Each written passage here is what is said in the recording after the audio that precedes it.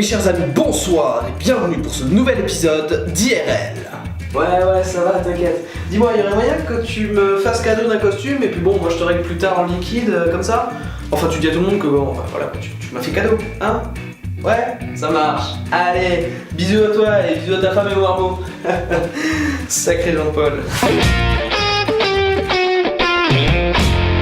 Le système de péage positif, ça vous dit quelque chose? Tout droit venu des Pays-Bas, il permet de récompenser les gens qui évitent de prendre leur voiture pendant les heures de pointe. A l'aide d'un petit boîtier qui géolocalise le véhicule aux heures de pointe, il vous attribue des points ou non en fonction de l'endroit où vous vous trouvez. Et ces points seront bien évidemment transformables en monnaie sonnante et trébuchante. Tout ceci afin de désengorger les grands axes ainsi que les endroits en travaux. Cette méthode pourrait, selon les prévisions, réduire de 5 à 8% le nombre de voitures présentes dans les heures de pointe. Mais faut arrêter, vous pensez vraiment que c'est pour améliorer notre expérience sur la route qu'ils font ça? Dans les embouteillages, il y a quoi? Il y a des accrochages et il n'y a pas d'excès de vitesse. Les accrochages, ça coûte aux assurances, et le manque d'excès de vitesse, ça coûte indirectement à l'État. Les bouchons, c'est voler de l'argent aux assurances et à l'État. Tu m'étonnes qu'ils essayent de les limiter. Théorie du complot? Non, ça me dit rien, j'avais entendu parler. C'est de Einstein?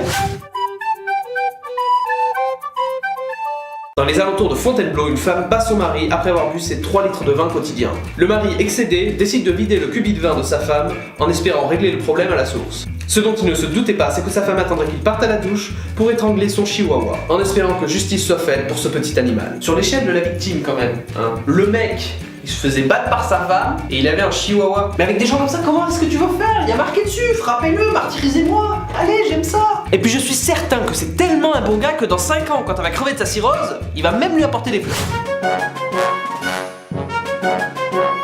Cette semaine, pas de loi, mais un erratum sur une rumeur, ma foi, très persistante. En effet, la loi sur la taxe des potagers contre laquelle une pétition avec plus de 5000 signatures a été lancée n'a en réalité jamais existé. Il s'agit d'une rumeur lancée par le site actualité.co qui se base sur l'augmentation des taxes sur certains terrains. Une rumeur, ma foi, bien tenace puisque Facebook relaie l'information depuis maintenant 9 mois.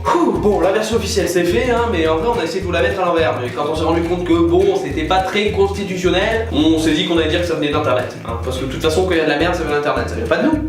C'est Internet. 7, 6, 5, 4, 3, 2, 1. Mais si serait-il le nouveau Pablo Escobar? C'est une question que nous sommes en droit de nous poser suite à ce nouveau record de saisie, 1417 kilos de cocaïne pour une valeur de plus de 80 millions de dollars. Mais que vient faire Messi dans cette histoire? Eh bien, figurez-vous que les paquets de drogue étaient emballés dans des affiches à son effigie. À quelques mois seulement de son mariage, c'est le genre de scandale dont Messi n'a absolument pas besoin. Putain, mais le mec c'est un génie. Parce que qui serait assez con pour mettre sa tête sur des paquets de drogue, hein, si c'est toi qui les vends? Du coup, le mec il a brain. Il s'est dit, personne ne le ferait parce que c'est trop con. Donc si je mets ma tête sur ces paquets de drogue, les policiers se diront que c'est trop évident que c'est moi, donc que ce n'est pas moi, alors qu'en fait c'est moi.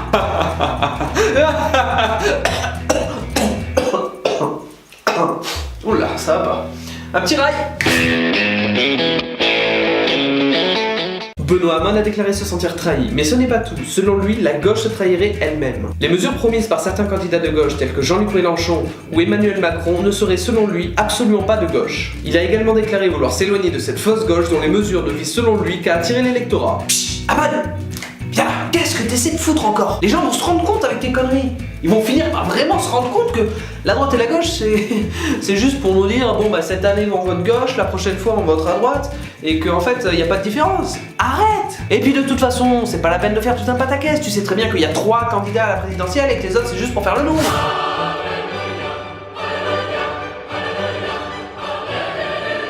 En ce matin de 1227, nous déplorons la mort du dirigeant du plus grand empire jamais connu sur la planète Terre. Gengis Khan. Non mais sérieusement, vous pensiez vraiment que c'était le Lilliputien ou l'espèce d'abruti qui s'est fait assassiner par son fils qui avait eu le plus grand empire au monde?